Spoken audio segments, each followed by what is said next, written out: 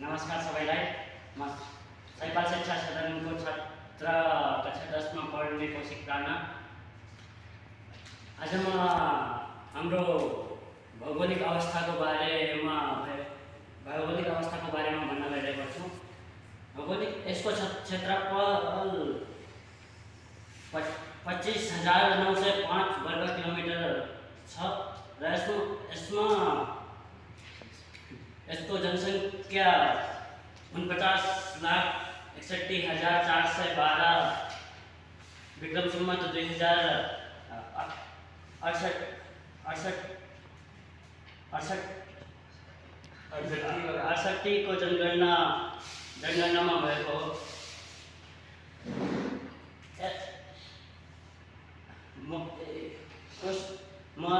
कोशी प्रदेश यसमा 14वटा जिल्ला छन्। ताप्लेजुङ, पाँचथर, इलाम, झापा, मरेङ, सुनसरी, धनकुटा, अदयपुर, तेह्रथुम, भोजपुर, शङ्खसभा, तेलुखुम्बु, ओखलढुङ्गा, खोटाङ र यसमा स्थानीय तह अनुसार गाउँ 78वटा गाउँपालिका छन्। 86वटा नगरपालिका छन् र महानगरपालिका 1 छ। नमस्कार सबैजनालाई। आज म ललित राणा कक्षा 10 को अध्ययनरत छात्र। आज मिति 2081 साल 11 महिना 24 गते शनिबारको दिन हाम्रो विद्यालयमा पत्र प्रस्तुति कार्यक्रम रहेको छ र मेरो सामाजिक गुरुले हामीलाई विभिन्न प्रदेशको कसैले सामाजिक सांस्कृतिक अवस्थाको बारेमा भन्न पत्र तयार पार्न भनेको थिए भने कसैलाई अरू के कार्य दिएको थिए र मेरो भागमा सामाजिक संस्कृतिको अवस्थाको बारेमा पढेको थियो र आज म त्यसैलाई विश्लेषण गर्न गइरहेको छु। हाम्रो नेपालमा सामाजिक संस्कृतिको अवस्था। सर्वप्रथम कोशी प्रदेशमा सामाजिक संस्कृतिको अवस्था कस्तो छ भने कोशी प्रदेशमा विभिन्न जातिका मानिसहरू बसोबास गर्छन्, जस्तै कि लिम्बू, राई, क्षेत्री, बाहुन, लेप्चा, राजवंशी जातिका जस्ता मानिसहरू बसोबास गर्छन्। कोशी प्रदेशमा दसैँ, तिहार, छठ, होली, लोसार, बुद्ध जयन्ती, ईद जस्ता चाडपर्वहरू मनाइने गरिन्छन्। कोशी प्रदेशमा हिमाली क्षेत्रतर्फ बस्नेले बाक्ला, ऊनका लुगा र अन्य ठाउँमा आफ्नै संस्कृति ठिक छ त्यो माथि मात्रै हो। नमस्कार। यहाँ उपस्थित सम्पूर्ण विद्यार्थीगणहरूलाई म असीम बम्म सैपाल शिक्षा सदनको कक्षा 10 मा फिलहाल अध्ययन गरिरहेको छात्र। आज यस कक्षा 10 का विद्यार्थीहरूले 7वटा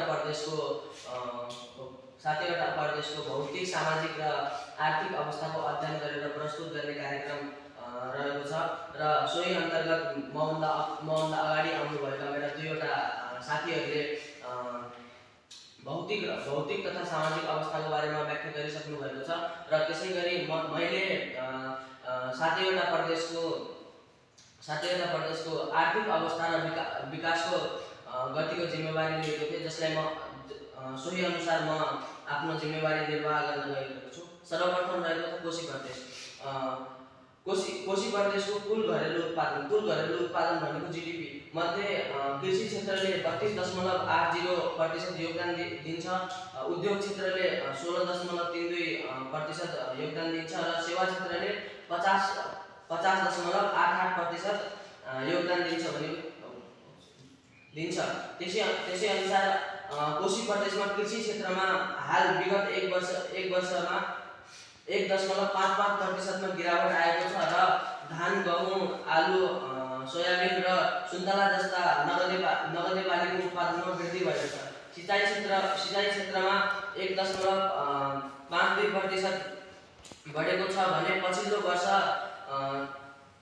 36.74 रहेको थियो भने यस वर्ष 37.3 रहेको छ।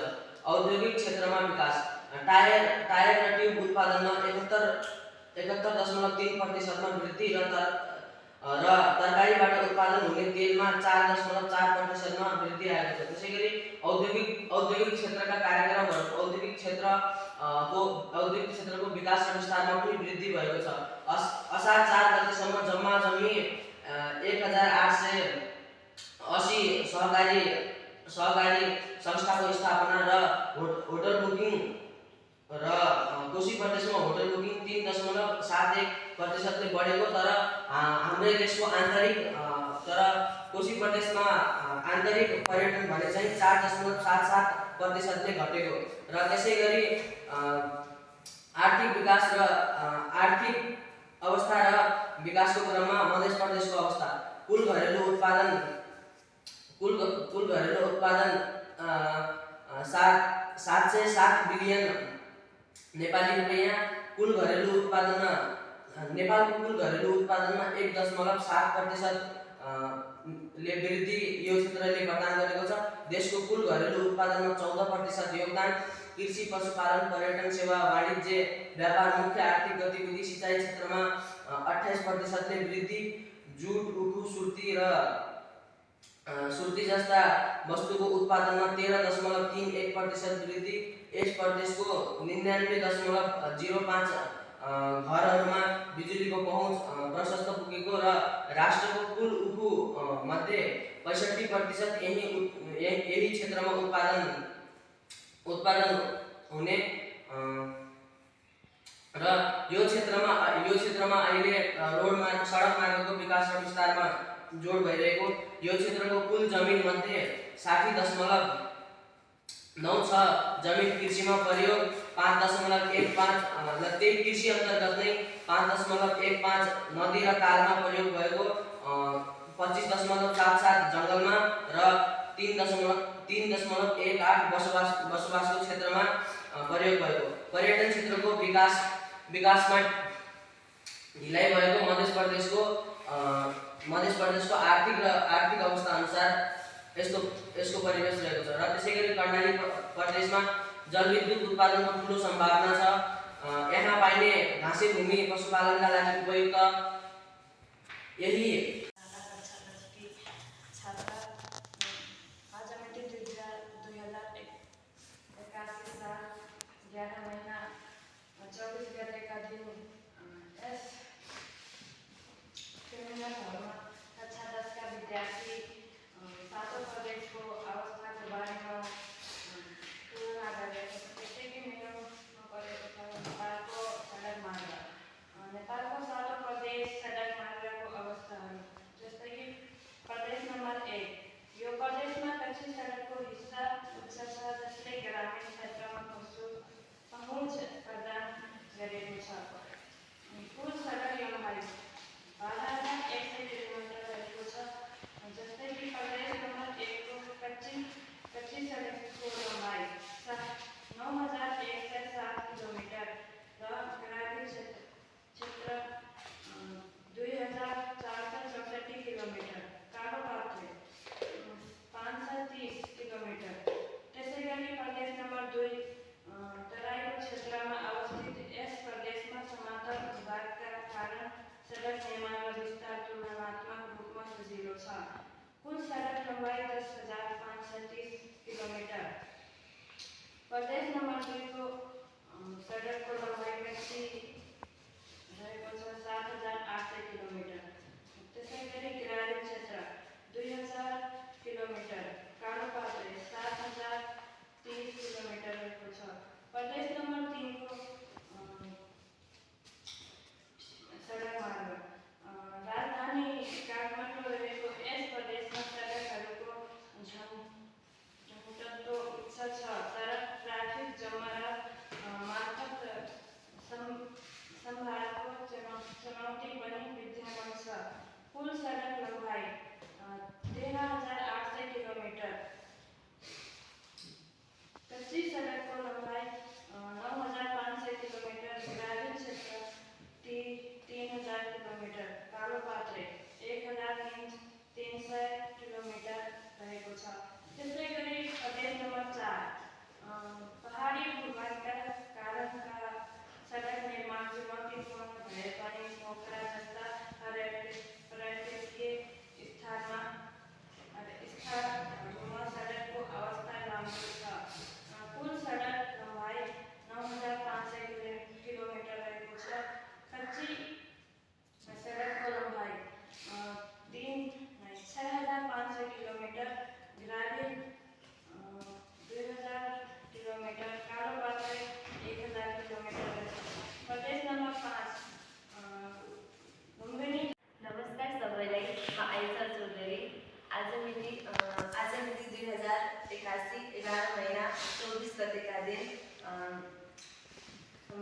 पत्र पेश गर्ने कार्यक्रममा म आज आफ्नो पत्र परिवेश गर्न गइरहेकी छु र म चाहिँ आज हाम्रो नेपालको जलस्रोतको अवस्थाको बारेमा हजुरहरूलाई बताउन गइरहेकी छु। नेपाल जल सम्पदामा धनी देश हो। विभिन्न नदी, पानीका मुहान, वर्षैभरि पानी बग्ने नदीहरूले भरिपूर्ण देश हो। जलस्रोतले हाम्रो देशको प्राकृतिक सुन्दरता अझै बढाइदिएको छ। जलस्रोतद्वारा ऊर्जा, कोइला, ग्यास, डिजेल, पेट्रोलहरू उत्पादन गरिन्छ। उत्पादन गर्ने सम्भावना पनि हाम्रो देशमा पर्याप्त छ। यसले पर्यटन क्षेत्रमा पनि ठुलो भूमिका खेलेको छ। देशको नदीहरूको पानीबाट जलविद्युत उत्पादन, सिँचाइ, खानेपानीका लागि पनि प्रयोग गर्न सकिने रहेको छ। यसले जलस्रोतले हाम्रो देशमा धेरै महत्त्वपूर्ण भूमिका खेलेको छ। ती भूमिकाहरू म हजुरलाई अब बताउन गइरहेकी छु। पेट्रोलियम पदार्थको आयात घटाएर व्यापार सन्तुलनमा सहयोग पुर्याएको छ र देशको पैसा बचत गर्न सकिन्छ। पडोसी राष्ट्रहरूमा विद्युत निर्यात गरेर विदेशी मुद्रा आर्जन गर्न सकिन्छ। बिजुलीबाट चल्ने यातायात बनाएर प्रयोगमा ल्याउन सकिन्छ। सरकारको आम्दानी वृद्धि हुन्छ। रोजगारीका अवसरहरू पनि वृद्धि हुन्छन्। उद्योग कलकारखानाको सञ्चालन र विस्तारका लागि पर्याप्त ऊर्जाको उपलब्ध छ। नेपालमा जलस्रोतको विकास हुन नसक्नुका पनि निम्न कारणहरू छन् र ती निम्न कारणहरू पनि म आज यहाँ पेश गर्न गइरहेकी छु। यातायात र सञ्चार जस्ता भौतिक पूर्वाधारको पर्याप्त विकास नहुनु, राजनीतिक अस्थिरता र दीर्घकालीन सोचको अभाव, जलविद्युत आयोजनामा पारदर्शिताको कमी, ऊर्जाहरूको राम्ररी उपयोगमा ल्याउन नसक्नु, दक्ष जनशक्ति बाहिर जानु, सरकार अथवा जनता कसैले वास्ता र कदर नगर्नु, देशको पुँजीको उचित ठाउँमा प्रयोग नहुनु, यी कारण